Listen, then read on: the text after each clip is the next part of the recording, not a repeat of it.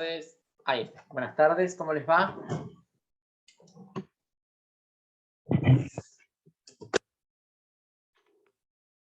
Bueno, un minutito.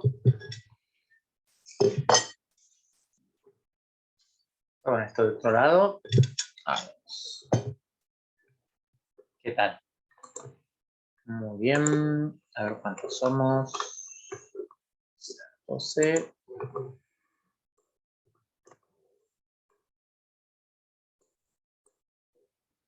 Profesor, hola. Avisó Cecilia Silvestre que no tiene internet. Lo puse en el chat también. Ah, bueno, fantástico. No lo había visto en el chat. Ah, no lo veo, ¿eh? Se ve que como yo me conecté a las 3, no veo nada de lo anterior.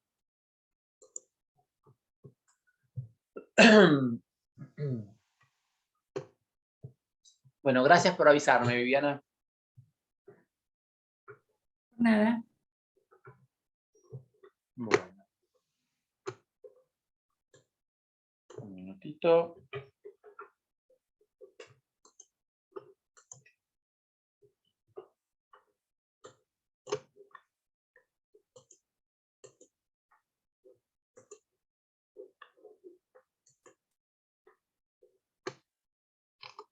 Pongo una cosa acá que no sé por qué no me sale. Seguramente porque lo estoy apretando mal.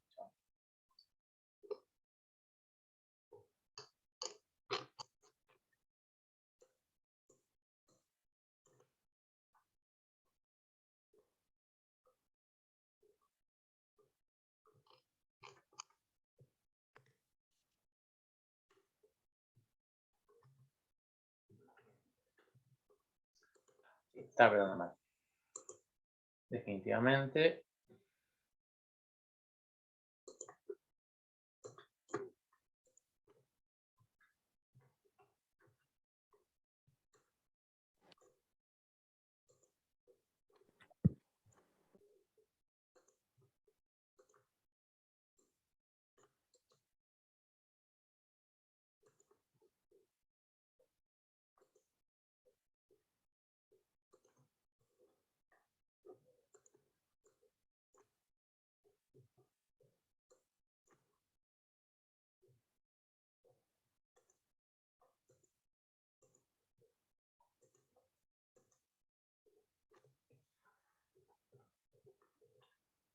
Bien.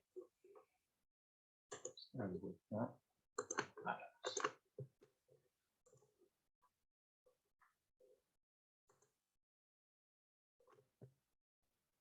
Profe, buenas tardes. Hola, Hi. ¿cómo te va? Yo ando medio, estoy con los datos del celu, por si se llega a cortar o algo. ¿Estás complicado? Bueno, no Sí, te preocupes. voy a Perfecto. intentar seguirlo. Bien. Gracias. De todas maneras, los fallos de hoy los subo, digamos, para que los puedan tener. Así que quédense tranquilos. Y subo también lo de ayer que no lo subí. La 12, porque me quedé yo sin internet. Así que no sé qué pasó, me dejó de funcionar. Pero ahora ya funciona, como verán. Estamos acá. Ayer horario a la noche, el internet, ¿Cómo? se me cortó. Ah, ¿también se te cortó? Sí, como a la 1 y no lo recuperé todavía. Ah, qué garrón. ¿Llamaste por teléfono? Sí, estoy esperando Eso. nomás. Okay. Bueno, ¿les parece que comencemos?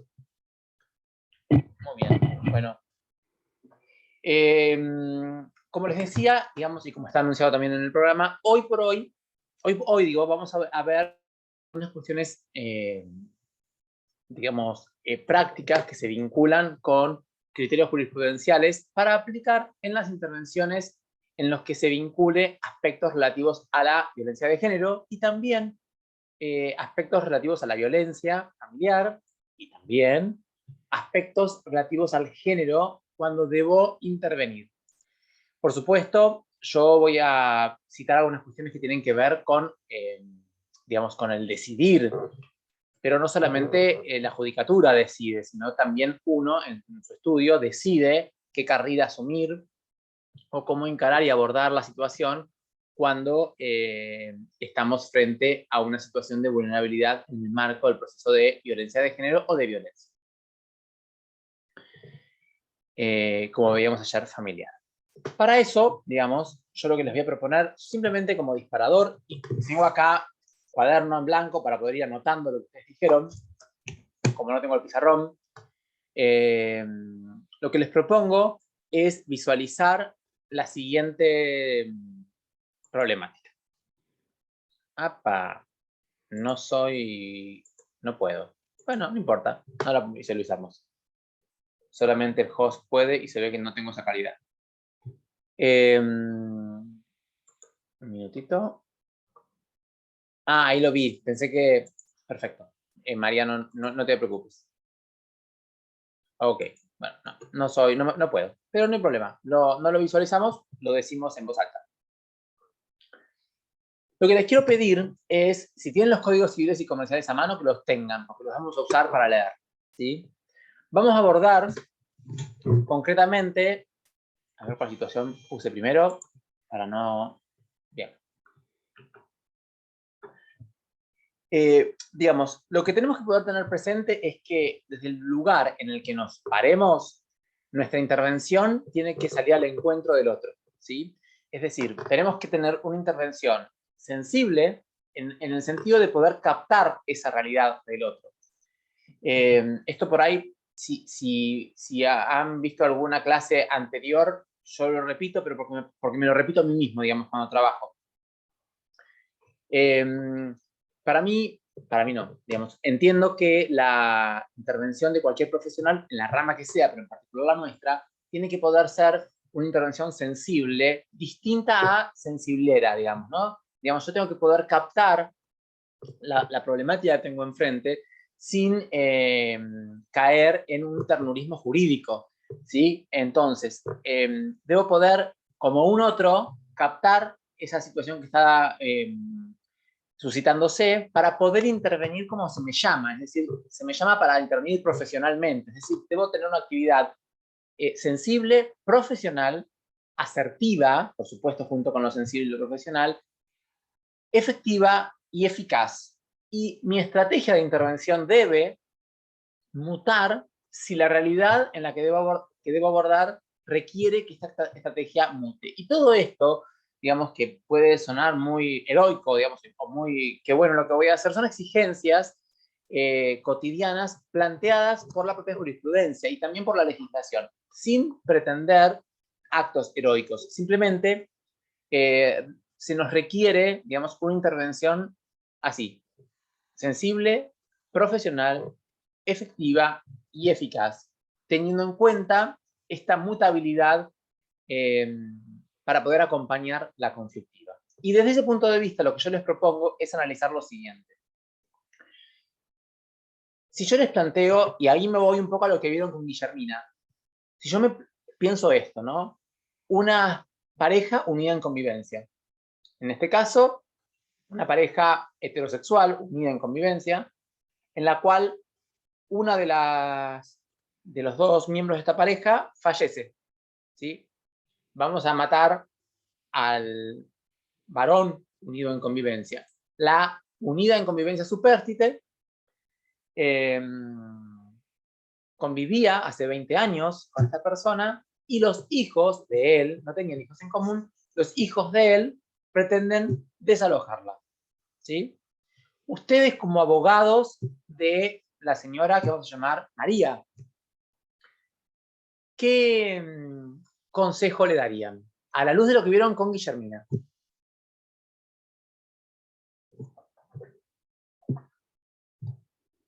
Bueno, que el conviviente superstite no hereda, que es una de las No hereda, muy bien. condiciones que no tiene.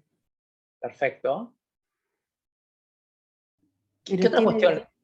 tiene derecho a permanecer en el hogar que residían por un lapso, Bien. si mal no recuerdo, de 2 años, y Bien. a los herederos del difunto, de no sé cómo le dicen. Perfecto, sí, de la persona fallecida. Muy bien. Respetar ese plazo. Perfecto. Falleció hace 4 años. Vamos a ponerle, para solamente perfecto lo que estamos diciendo, pero falleció hace 4 años. La ley, en este caso, no podríamos aplicar lo que nos está diciendo Adriana, ¿sí? El derecho de habitación, digamos, que prevé el Código Civil y Comercial, bien, es más allá de estos 2 años que prevé. También tenemos que tener en cuenta que si estuvieran locando, tendríamos la posibilidad de continuar el contrato locativo, aunque la unidad en convivencia, supérstite, no sea parte del contrato, ¿sí? Por protección que prevé ya la ley de locaciones urbanas anterior. Más allá de estos 2 años que prevé la ley, ¿qué podemos hacer? Pedir una medida de protección, supongo, si las condiciones de la persona lo ameritan, por su edad, estado de salud, si tienen hijos, si quedó a cargo de los hijos, dependerá de distintas circunstancias, ¿no es cierto? Perfecto. No tenemos hijos, ¿sí? Aquí somos 2 personas adultas, no tenemos hijos en común. Los hijos de mi unido en convivencia fallecido pretenden sacarme porque ya pasaron esos 2 años de protección que prevé la ley. ¿Y esa casa era del fallecido? Esa casa era del fallecido y pretenden desalojarme cual si fuera una intrusa. ¿Qué podemos hacer?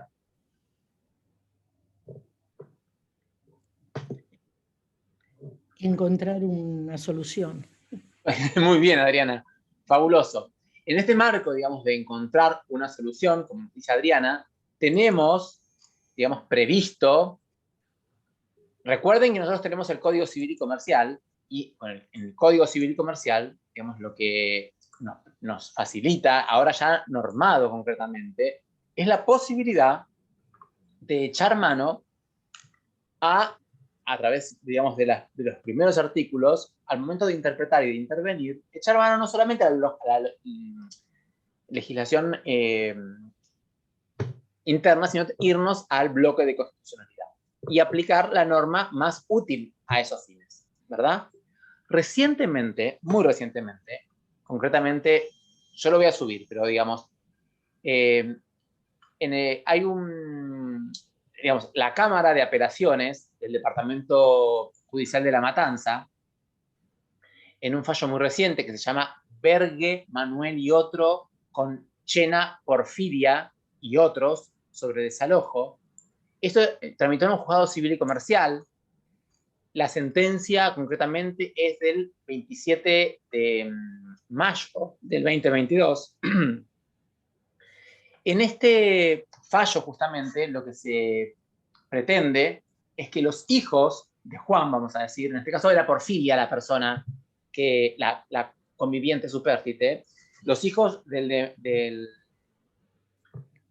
unión conviviente fallecido, de su pareja fallecida, con la que convivían hace 20 años, vencido el plazo de estos 2 años, pretenden desalojarla y solicitan cautelarmente se disponga un desalojo anticipado, por tenerla a ella y por considerarla como una intrusa tenedora precaria de este bien. Así se dispone y el desalojo, por supuesto, y la señora Porfiria lo que hace es apelar. Cuando apela, la Cámara analiza esa situación y dispone, en primer lugar, considera, y así lo pone de resalto, que para el resto, porque ¿qué hace? Demandan a Porfiria y a la familia conviviente que estaban con Porfiria, ¿verdad? A otros hijos de esta mujer, no hijos en común. En este caso, los herederos del fallecido pretenden el desalojo. La Cámara entiende que respecto de los hijos de la unidad en convivencia supérstite queda firme la decisión de desalojar, ¿verdad? Pero pone de resalto lo siguiente. Adriana, te voy a pedir un favor. Vamos a ir a los artículos de unión convivencial y te voy a pedir que tengas a mano para poder leerlo si es que tenés ganas. Si no tenés ganas, me decís y lo leo yo o lo lee otra persona. Deme tiempo. Deme ¿Cómo? tiempo. Deme tiempo. Te voy a dar tiempo porque primero tengo que decir otra cosa. Sí. Esto no lo ensayamos, pero ya lo vamos a ensayar. Fijémonos. vamos a ir al 527, creo. No me quiero equivocar. Sí, 527. El código tiene la letra muy chiquita. Yo lo tengo aquí, bien grande. Perfecto. Entonces, ¿qué dicen los herederos del muerto? Bueno, sí, estaba en pareja hace 20 años con mi papá. Hace 3 años que falleció. Esta señora no la queremos, es una tenedora, una intrusa, que se retire. No es heredera, como dijo Viviana. Por lo tanto, no le asiste ninguna protección más. El juez de primera instancia hace lugar, esto es apelado, digamos, y hace lugar el juez de primera instancia con fundamento en lo que nos va a leer Adriana. Adriana, por favor. ¿Le leo? Sí, por favor, léenos a todos. Atribución de la vivienda en caso de muerte de uno de los convivientes. El conviviente supérstite que carece de vivienda propia habitable o de bienes suficientes que aseguren el acceso a esta, puede invocar el derecho real de habitación gratuito por un plazo máximo de 2 años sobre el inmueble de propiedad del causante que constituyó el último hogar familiar y que a la apertura de la sucesión no se encontraba en condominio con otras personas. Este derecho es inoponible a los acreedores del causante, pero se extingue si el conviviente supérstite constituye una nueva unión convivencial, contrae matrimonio o adquiere una vivienda propia habitable o bienes suficientes para acceder a esta. Perfecto. Muchas gracias, Adriana. El supuesto es que esta señora no había entrado en la excepción esta, pero ya no se encontraba protegida del libro, digamos. Se había vencido el plazo, fórmula aplicó el juez de primera instancia, fabuloso, afuera. El juez de cámara, el primer votante, a los cuales luego adhieren, dice bien, respecto de los otros hijos de la señora Porfilia, queda firme esta decisión del juzgado de primera instancia. Ahora, respecto de Porfilia, no puedo soslayar que, como dicen la parte actora, digamos, los hijos del difunto, convivieron durante 20 años, ¿sí? Entonces debo abordar, a la luz de la conflictiva actual y la situación actual de Porfilia, este caso con perspectiva de género, ¿sí? Entonces, se va del Código Civil y Comercial, entra, digamos, hace operativa en el caso particular la Convención contra la eliminación de todo tipo de violencia y discriminación contra la mujer, ¿sí?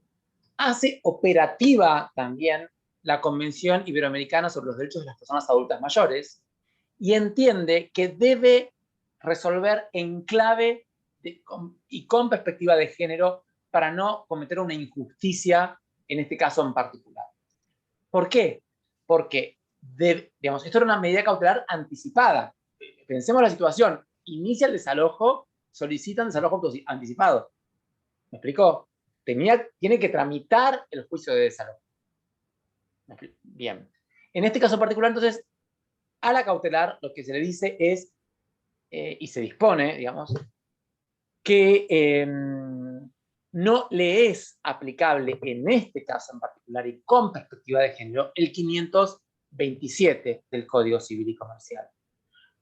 Porque justamente la interseccionalidad de vulnerabilidades en la persona de Ofilia se pone de resalto y se pone de manifiesto a los fines de poder flexibilizar esta norma, no aplicarla, aplicar y sostener la posibilidad de que Porfilia, no sus hijos, pero Porfilia, pueda continuar viviendo en este inmueble hasta tanto se decida en definitiva aquello que se vincula con la sentencia de desalojo, la sentencia definitiva, ¿no? Producida la prueba y todas las demás cuestiones.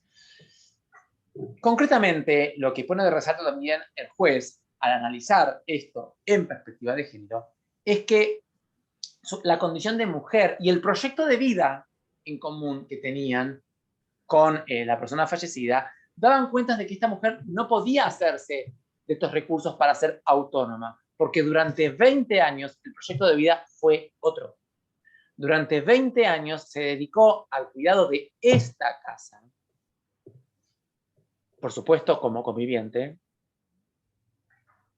y aplica no solamente la Convención contra la eliminación de toda forma de discriminación contra la mujer y de violencia, sino que además criterios que tienen que ver con otros criterios internacionales plasmados por la Corte Interamericana de Derechos Humanos. Por ejemplo, en el caso Atala Rifo versus Chile, o en el caso Artavia Murillo versus Costa Rica. En ambos casos, Atala Rifo, el Estado chileno es condenado porque en lugar de buscar, digamos, la idoneidad de la progenitora que da una juez penal de Chile para cumplir la función materna, y la condena y la determina como inidónea en sentido para ejercer la maternidad por su condición de homosexual. Y en el otro caso, Artavia Murillo versus Costa Rica, tenemos un grupo de personas que necesitan los métodos de fecundación asistida para poder justamente diseñar su plan familiar y tener hijos, y en Costa Rica se encontraban prohibidos, con lo cual lo tendrían que hacer fuera de Costa Rica. En ambos, ustedes me dirán, bueno, ¿pero qué tiene que ver esto con la violencia de género que estamos hablando hoy? En ambos, justamente, y el criterio que aplica el juez, tiene que ver con que no se pondera el derecho humano de las parejas y de las personas a planificar su familia. Tanto Porfilia como su unido en convivencia fallecido habían planificado en el marco de este proyecto de vida en común que cada cual cumpla estos roles. El criterio de desestereotipación de las familias impera y se fundamenta en estos dos casos que acabo de nombrar. Además de eso, otra cuestión que considera es que para el eventual caso que se tenga que ir, debe ser algo planificado, puesto que planificado fue el mantenimiento y el sostenimiento de este domicilio como hogar familiar. Por lo tanto, el juez entiende injusto y no aplicable al caso por contrariar, y no pasar para este caso en particular un control de constitucionalidad, este artículo. Pero en lugar de ir por la inconstitucionalidad, elige otro carril. ¿Cuál es? La inaplicabilidad de ley, basado en una facultad que le da también el Código Civil y Comercial, que es, no aplico esta norma porque es más injusta, es más gravosa para el caso, y aplico esta otra que beneficia la situación en cuanto a garantizar derechos humanos inherentes a la historia de vida de estas dos personas. Claro es que luego, todavía no está esa sentencia, porque esto es del 27 de mayo, ¿no? Digamos, la sentencia definitiva en el desalojo aún no ha llegado, o al menos no lo sabemos nosotros. En este caso en particular, entonces, en algún momento se deberá decidir respecto de la permanencia o no en definitiva, y la sentencia clara es que, digamos, le mantiene el status quo a Porfilia en esta casa hasta tanto se resuelva la cuestión de la vivienda en definitiva. Vale decir, hasta que tramite al menos todo el proceso de desalojo y la decisión, si fuera en contra, quede firme. ¿Me explico? Pero fíjense cómo, digamos, con y en clave de género, con perspectiva de género y evitando, digamos, los efectos de una sentencia de primera instancia que sería violatoria y por tanto portadora de violencia de género, la Cámara detiene esto, revierte y decide atribuir el uso de la vivienda hasta tanto se resuelva en definitiva.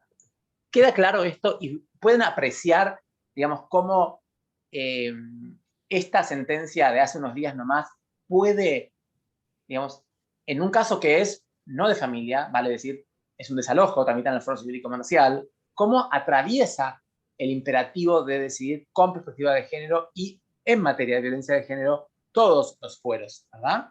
No es solamente, digamos, lo vemos en familia, pero en realidad este tópico pertenece a las bolillas de estudios de todas las materias en todos los fueros, ¿sí? ¿Podemos precisarlo a esto? Profe, ¿entonces era un recurso extraordinario en la Suprema Corte esto? No, es una apelación, porque dentro de la página de la Corte publica los recursos extraordinarios y también publica las sentencias de las cámaras. En este caso, está publicado recientemente, con fecha 27 de mayo, como una sentencia de otros tribunales, dice la Cámara.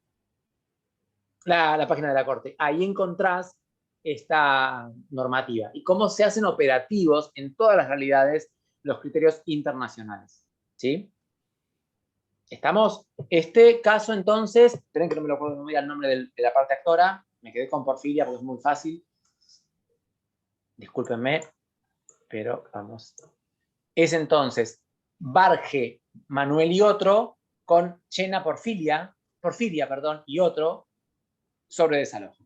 Igualmente, esto lo voy a subir, lo voy a marcar directamente en el PDF.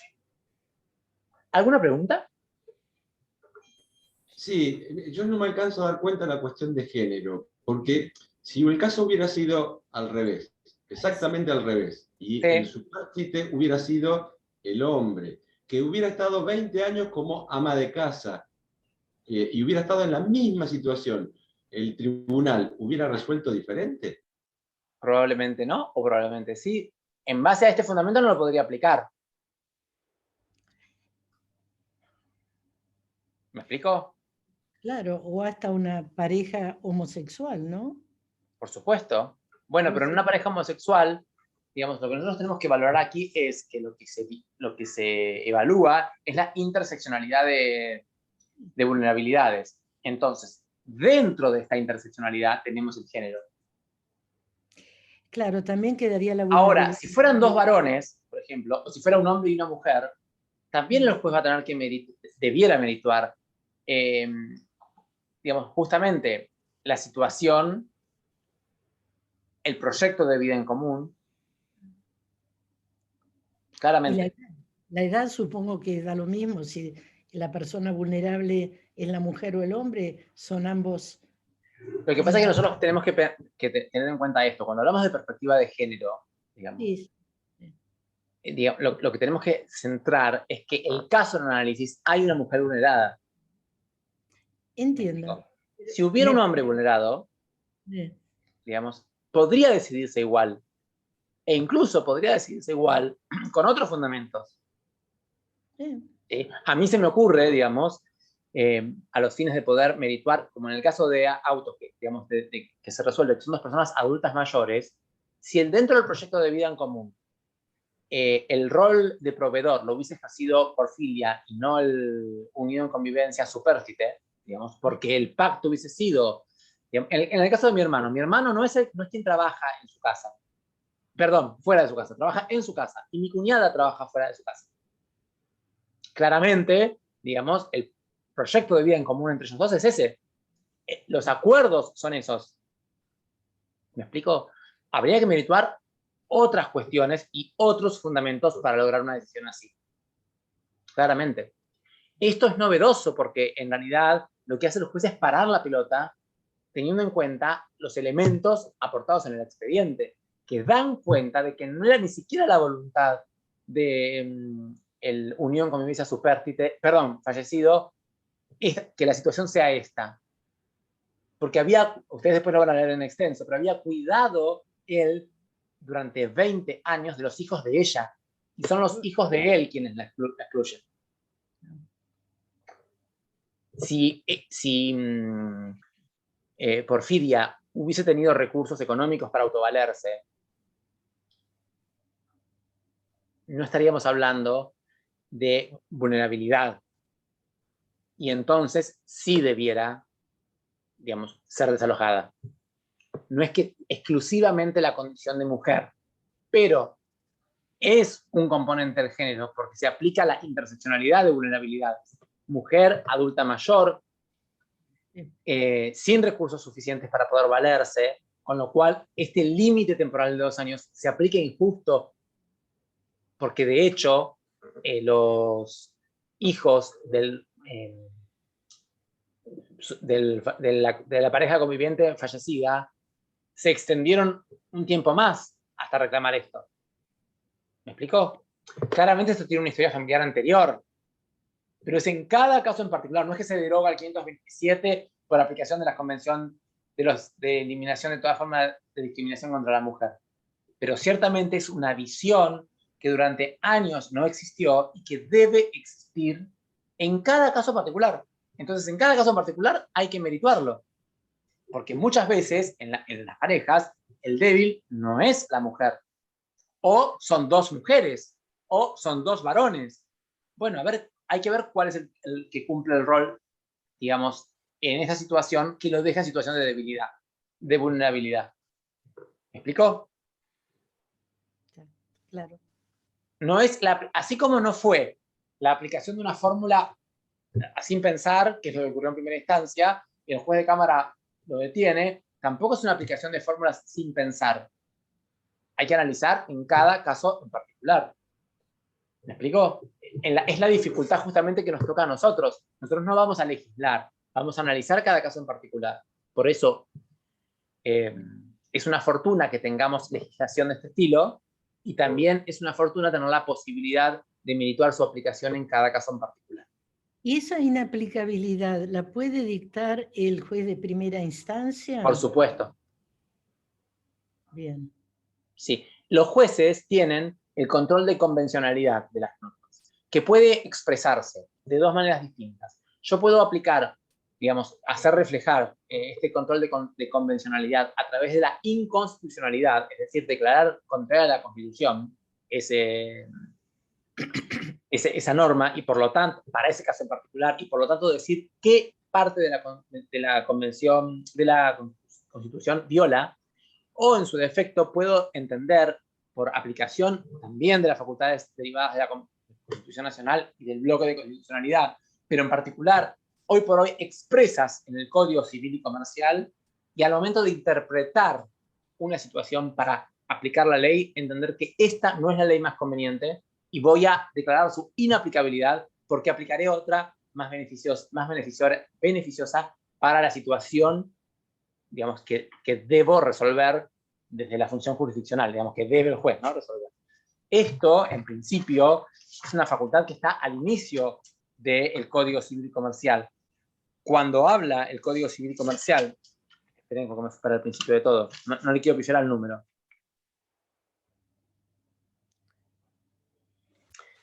Cuando habla de interpretación, digamos, justamente, lo que le permite al juez es valerse, o a la juez, es valerse de todo el ordenamiento jurídico, dice el artículo 2. Bueno, justamente para poder resolver la cuestión en particular. Es por eso que lo pueden hacer de esa manera, sí. Sería como las dos manifestaciones de este control, porque justamente el Código Civil y Comercial nuestro, a diferencia de otros países, es un Código Civil y Comercial, porque nuestro derecho es así, que confía en la judicatura para la resolución de casos en particular. No le da fórmulas para aplicar, le da principios rectores. ¿Sí? Por lo tanto, para apartarse de ellos, también el juez debe fundamentarlo. ¿Sí? Gracias. ¿Seguimos? Bien. Vamos a ir entonces ahora, digamos, como primer fallo, vimos del 27 de mayo del 2022. Yo insisto en compartir la pantalla, pero no puedo. El tema acá no lo estoy. Bien, vamos a ir a otro supuesto. Les planteo. Una mujer que en el marco, digamos, de el parto de su cuarto hijo, va al médico, digamos, tiene controles, y al momento de parir, el parto se complica, se le practica una cesárea, y en el marco de esta intervención quirúrgica se decide su esterilización, extirpándole los ovarios y también las trompas de falopio.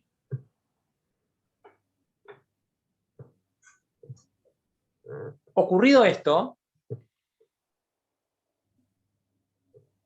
la mujer promueve una demanda en contra del hospital, en contra también de los médicos, por entender que ha sido vulnerada en su calidad de mujer. ¿Sí? Frente a esta situación concreta, ¿cuál es la respuesta? Volvemos a decir que con perspectiva de género podemos llevar a abrazar para brindarle a esta persona.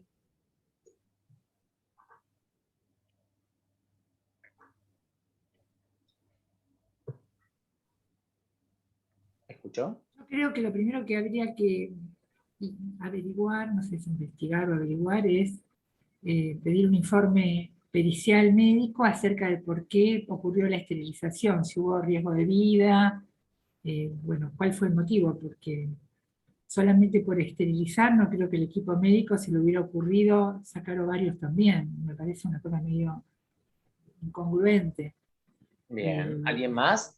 No sé en qué año fue además. 2016. Claro. Y la otra cosa es que, bueno, hubo una falla en el equipo de salud por no tener un consentimiento informado.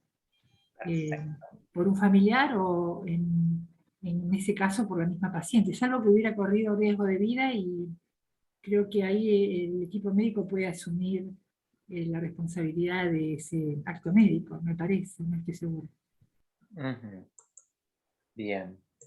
¿Alguien más?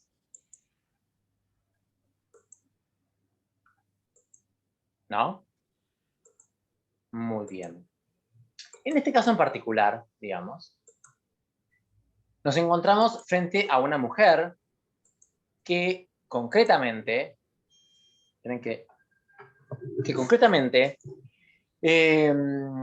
digamos, esto es una situación fáctica resuelta por la Corte Interamericana de Derechos Humanos, ¿verdad? Valentina ha, digamos, orientado algunos aspectos que ha considerado la Corte Interamericana de Derechos Humanos. El caso es I.B. contra Bolivia, por supuesto, sentencia que vamos a subir. I.B., digamos, es una mujer abogada que no pertenecía, digamos, no es oriunda de Bolivia, es oriunda de otro país, se muda a Bolivia, ahí desarrolla su vida profesional, desarrolla su vida familiar, tiene 4 hijos y en el quinto, tiene 4 hijos y en el quinto, 4 hijos con controles médicos, con asistencia periódica, vale decir, con historia clínica, ¿no? Esta quinta hija también con historia clínica. En el parto, digamos, se decide, digamos, llevar adelante una cesárea y además la esterilización. ¿Cuáles son los fundamentos que utiliza la Corte Interamericana para condenar a Bolivia? Primero, vuelve al criterio de interseccionalidad para poder juzgar, ¿no? De vulnerabilidades. ¿Y en cuál es la intersección? En primer lugar, se refiere a la condición de mujer de la persona, humana, mujer, gestante, progenitora de 4 hijos antes que esta quinta, que ha llevado adelante de manera diligente todo su periodo gestacional. Mujer vulnerada en su deber de información en el marco de el consentimiento informado. Recordemos que el consentimiento informado no es un acto, es un proceso. Lo que firmamos antes de entrar a quirófano, absolutamente cuestionable, digamos, en cuanto a la cantidad de cláusulas que tiene, hasta podría ser también nulo. No hay violencia obstétrica en ese caso. Y bueno, sí, también. Ahí vamos a la otra cuestión. ¿Cuál es el punto? ¿Saben qué? Porque soy una bestia yo y no me parece todo junto. Prefiero que interrumpan habilitando el micrófono, si es algo que les dé vergüenza y escriban nomás, ¿no? Por supuesto que sí, que hay violencia obstétrica, pero obstétrica. Pero fíjense, su condición de mujer, el deber de información violado. ¿Por qué? Porque a lo largo de este proceso de controles que forman parte del consentimiento informado, no se le puso de resalta ni siquiera que iba a poder tener la posibilidad de una cesárea, y mucho menos que si se complicara podrían llegar a hacer esa intervención, cuando sí se venían haciendo estudios para chequear esto, y no lo hicieron. Entonces, fue violento en clave de género esta violación al deber de información, digamos, porque se arrasó con su proyecto de vida, aunque podría haber tenido más hijos si quisiera, con el cuerpo y la autodeterminación de su cuerpo, ¿sí? Y por supuesto que hubo violencia obstétrica al momento de la intervención. Cuando tenían enfrente una mujer, digamos, con claros recursos intelectuales para entender esto que estaban hablando. No, por supuesto que no sería un fundamento el no tener recursos intelectuales. Como hablábamos ayer, uno tiene que hacer la transposición suficiente y cerciorarse que el otro entienda, ¿sí? De hecho, los consentimientos informados debían tener terminología que todos, incluso los que somos abogados, los entendamos, ¿sí? Ciertamente, también somos vulnerables en ese punto, todos. En este caso, la intersección de vulnerabilidades es su situación de mujer en cuanto a la violencia de género aplicada sobre ella por violar el derecho de información y el procedimiento del consentimiento informado. Y considerar que ella fue diligente. Hubieron momentos, no fue una urgencia que vino, recién la conocían y se decidió frente al peligro de vida de la persona. Por el contrario, fue un proceso que podía haberse previsto y, en su caso, informado esta situación. Fíjense cómo la Corte Interamericana de Derechos Humanos está tan arraigada en la práctica médica llevar adelante actos violatorios de los derechos humanos de la mujer que arrasan con el cuerpo y la planificación familiar, no solamente de esta persona, sino de todo el grupo familiar, ¿sí? Criterios que también hay que tener en cuenta. Y es necesario establecerse, porque nos va a tocar intervenir en situaciones relativas al derecho a la salud, donde la violencia de género también es materia, digamos, vigente, y es una herramienta que debemos tener a la mano, digamos, para poder intervenir adecuadamente.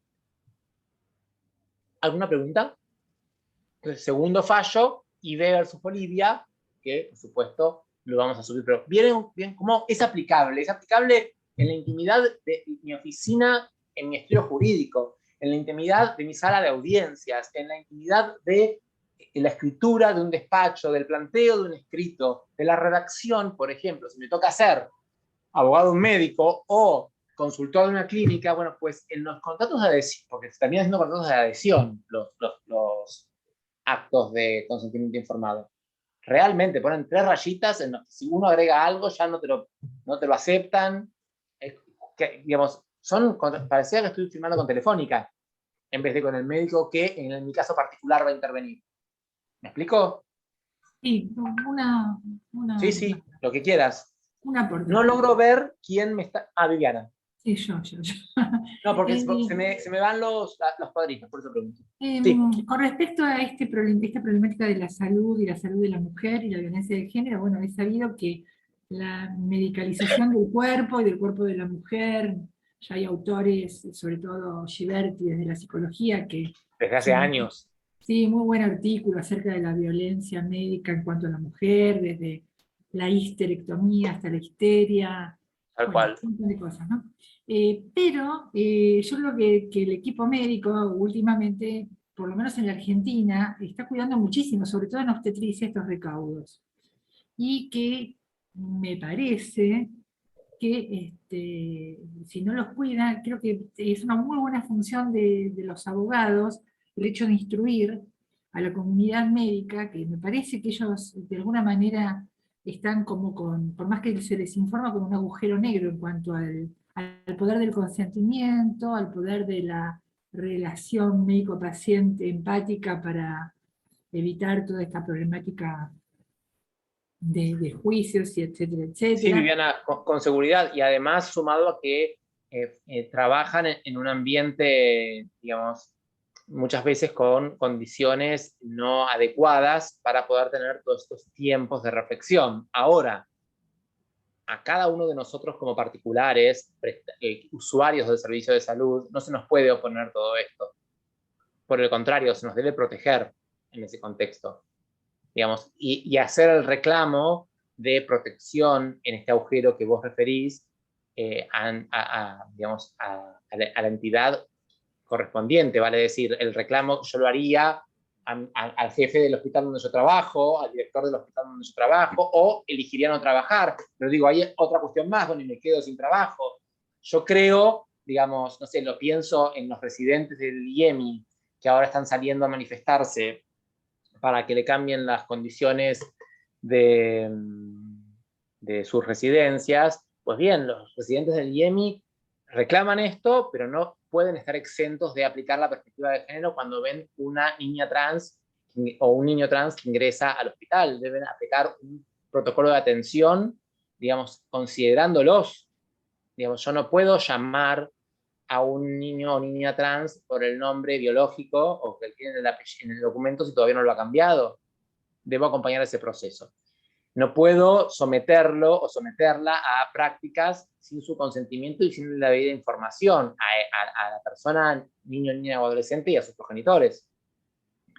Justamente más si es un adolescente. Digo, el criterio de ID se aplica perfectamente a todas las prácticas médicas, a todas y en cualquier ámbito, sea del sector privado como del sector público.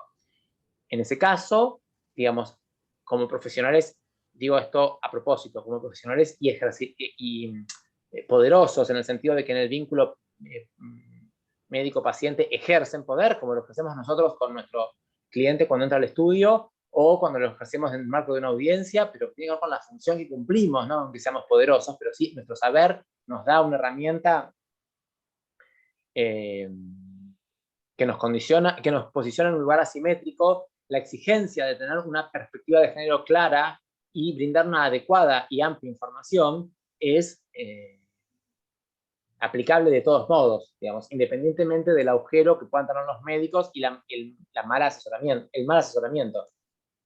Ahí entran en juego un montón de cuestiones que no les son oponibles a, digo, y ve porque tenemos el fallo de la Corte Interamericana, a cualquier mujer, niña, niño o adolescente que transite un caso similar. ¿Sí? Podemos hablar también del caso de la adolescente a la que le obligaron a parir, por ejemplo. Sí, sí, eso es terrible. Bueno, Entonces, tiene que bueno, ver mucho con instancias de otras, con creencias religiosas, etc. no, pero yo me estoy refiriendo a nosotros como Estado. Ah, pero no, lo que pasa es que yo me refería además, que por ahí tal vez el hecho de que no se proteja al profesional de la salud, a veces puede jugar en contra de la comunidad toda. Por supuesto. Es decir, si vos instruís al profesional de la salud, si lo acompañás, si lo asesorás y le mostrás cuál es la instancia legal que debe cumplir, de alguna manera estás protegiendo a la comunidad, porque si no, también el hecho de omitir del profesional de salud por temor hace que se perjudique la calidad de la atención. Es muy probable que... Sí, y es muy probable aparte que si uno brinda un buen asesoramiento, el otro lo reciba y lo aplique. Pero, digamos, la intervención del acto médico con perspectiva de género, digamos, es algo que es inherente a la formación académica del médico. No hace falta un abogado para eso. Digamos, en la especialidad de medicina forense, por ejemplo, de FASTA, este tema se da. Así. Y los médicos intervienen, y en el IEMI recontra, o sea, es notorio, digamos, pero digo, cómo la violencia de género puede puede tomar múltiples formas, ¿no es cierto? Por ejemplo, y partir de un mal asesoramiento inserto en el marco de un mal sistema. Pero bueno, la Corte Interamericana nos pone este criterio, ¿sí? Y antes de este fallo, la Corte Interamericana tenía otros supuestos en los cuales también intervenía en materia de violencia de género.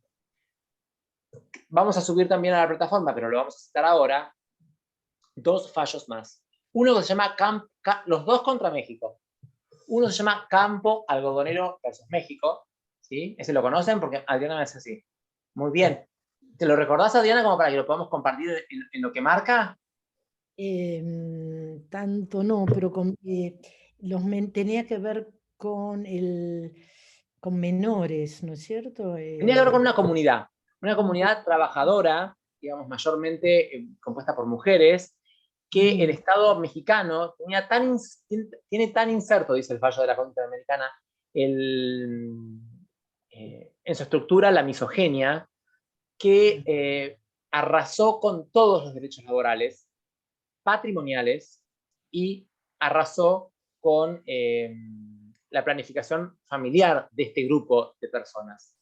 Junto con este fallo, luego digamos, del 2009, que sale este fallo, aparece también con criterio de perspectiva de género, teniendo en cuenta de remarco el mismo criterio de la inserción de la misoginia en la estructura del Estado mexicano.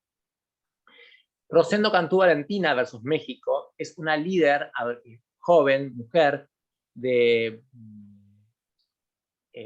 un grupo de pueblos originarios de la zona que habitaban en un lugar, y el marido de Valentina era activista político.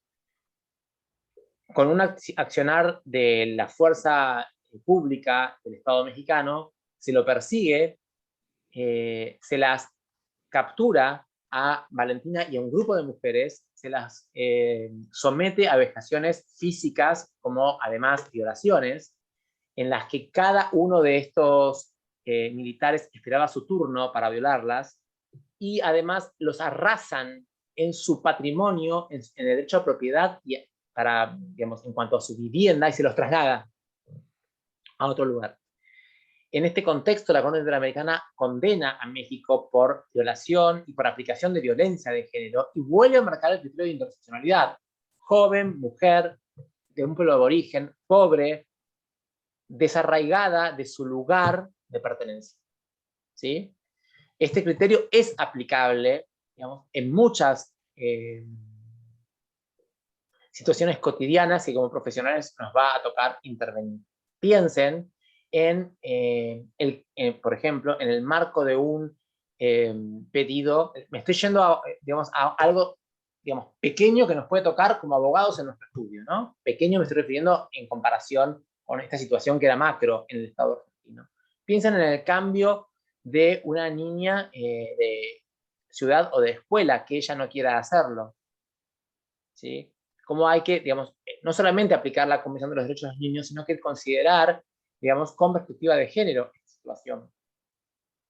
Y considerarla según la historia de vida de esa niña, ¿sí?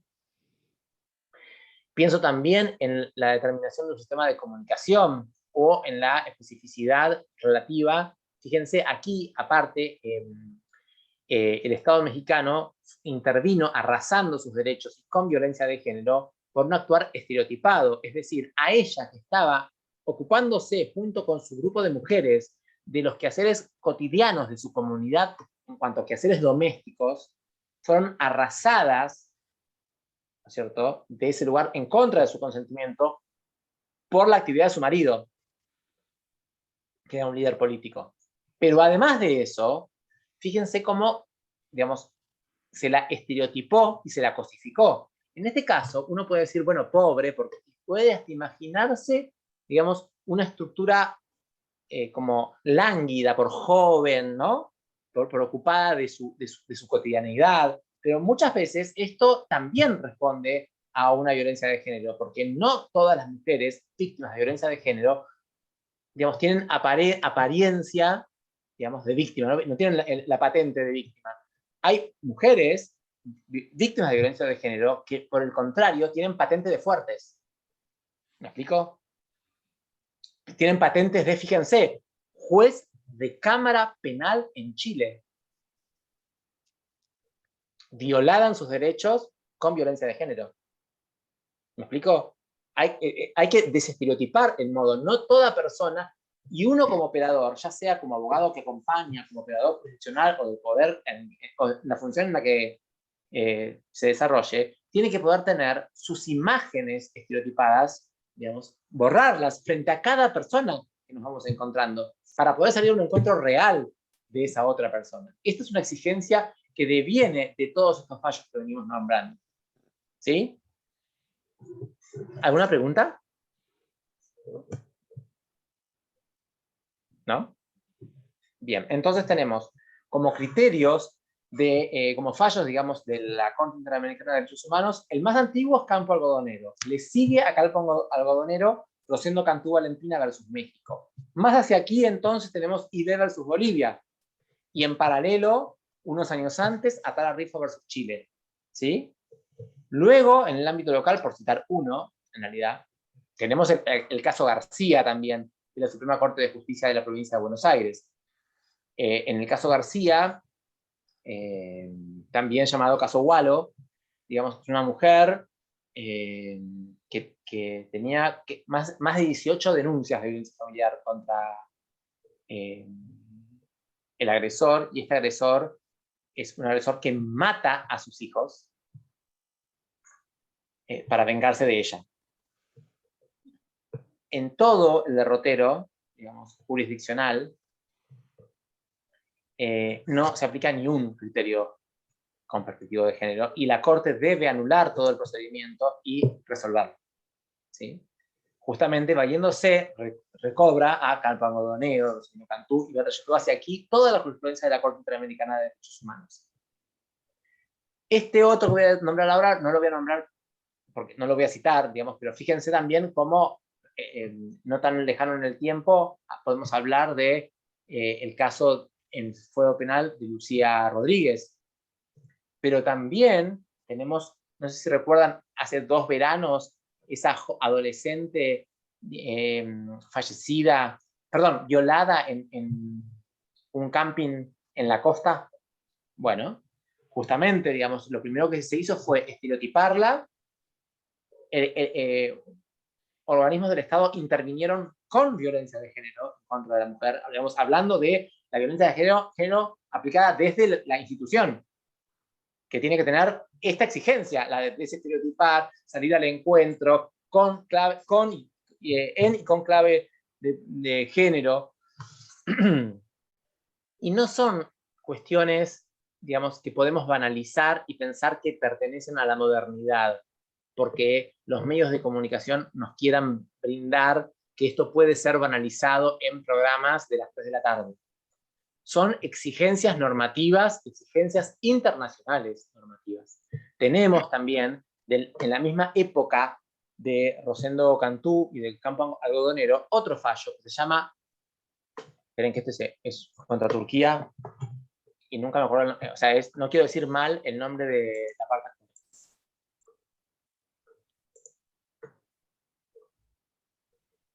Un minuto, perdónenme, pero no quiero. Acá está, se llama Opus, con Z, Opus versus Turquía. Igual lo voy a subir. En Opus versus Turquía es un caso similar al caso García de provincia de Buenos Aires. Una joven adolescente junto con su madre hacen 20 denuncias de violencia familiar contra su progenitor. 20 denuncias, o sea, no hacen 20, intentan hacer 20 denuncias. Y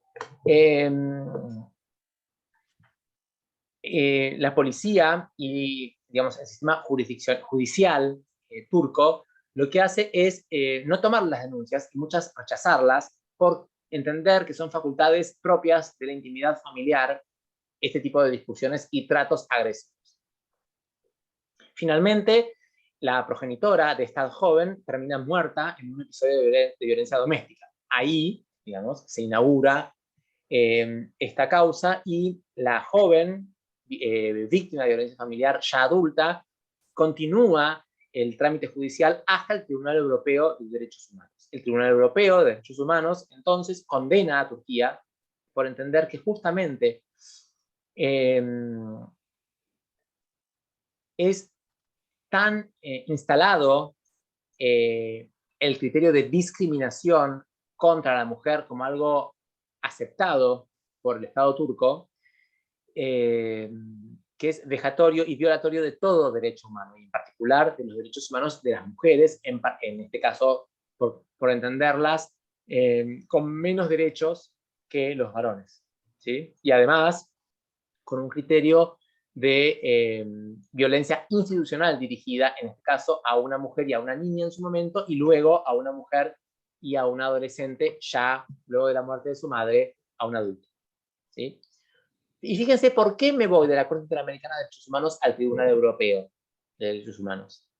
Porque nuestra Corte de Nación tiene dicho que para poder, que no solamente son obligatorios los criterios jurisprudenciales de la Corte Interamericana de Derechos Humanos, sino también los criterios establecidos por el Tribunal Europeo de Derechos Humanos, a los fines de poder interpretar de una manera más justa y adecuada a las realidades y resolver así, brindando justicia en cada caso en particular.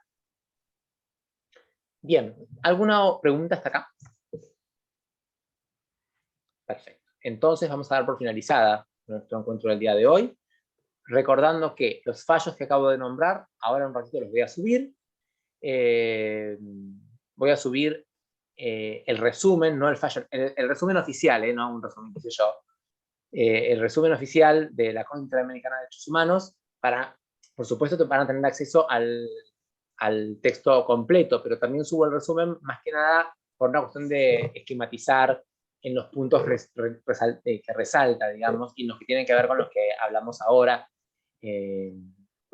relativos a la materia y relativos, digamos, a que estamos a una semana del examen y obviamente no les voy a hacer, podría, digamos, pero parece que no tendría sentido en lo urgente, pero sí es bueno tener el texto completo para la anotación de ustedes luego, ¿no? Pero ahora como esquemático les brindo las dos cosas.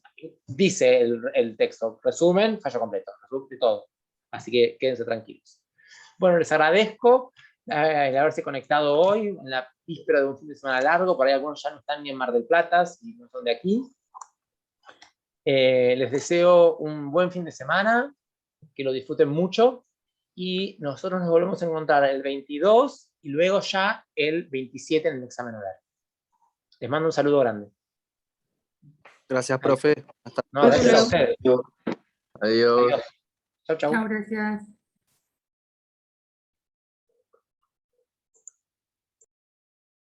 Bien.